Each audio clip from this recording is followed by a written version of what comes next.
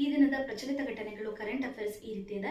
ತರಗತಿ 6, 7, 8 ಮಕ್ಕಳ ಉಲ್ಲಾಸ ಮತ್ತು ಉತ್ಸಾಹ ಕಾಯ್ದಿರಿಸಿಕೊಳ್ಳುವ ಸಲುವಾಗಿ ವರ್ಷದಲ್ಲಿ 10 ದಿನ ಬ್ಯಾಗ್ ರಹಿತ ಶಾಲಾ ದಿನವನ್ನು ಜಾರಿಗೊಳಿಸಲು ಶಿಕ್ಷಣ ಇಲಾಖೆ ಮಾರ್ಗಸೂಚಿಯನ್ನು ಹೊರಡಿಸಿದೆ. ಆಧುನಿಕ ಜಗತ್ತಿನಲ್ಲೂ ಹೆಚ್ಚುತ್ತಿರುವ ಬಾಲ್ಯ ವಿವಾಹ. ಕಳೆದ 3 ವರ್ಷಗಳಿಂದ 2556 ಬಾಲ್ಯ ವಿವಾಹ ಪ್ರಕರಣಗಳಾಗಿವೆ. ಬಳ್ಳಾರಿ, ತುಮಕೂರು ಮತ್ತು ಮಂಡ್ಯ ಮೊದಲನೇ, 2ನೇ ಮತ್ತು 3ನೇ ಸ್ಥಾನದಲ್ಲಿದೆ. 24 ಗಂಟೆ ಜ್ವರ ಬಂದರೆ ಮಕ್ಕಳಿಗೆ ನಿರ್ಲಕ್ಷ್ಯ ಬೇಡ. ಡೆಂಗ್ಯೂ ಮತ್ತು ನಿಖಾ ವೈರಸ್ನ ಆತಂಕದಿಂದ ಬಳಲುತ್ತಿರುವ ಜನ. ವೈದ್ಯರನ್ನು ಅವಮಾನಿಸಿದರೆ 10,000 ರು ದಂಡ, ಜೊತೆಗೆ 3 ತಿಂಗಳು ಜೈಲು ಶಿಕ್ಷೆ. ಕಾವೇರಿ ನದಿಯಲ್ಲಿ ಅಸ್ಥಿ ವಿಸರ್ಜನೆ ನಿರ್ಬಂಧ.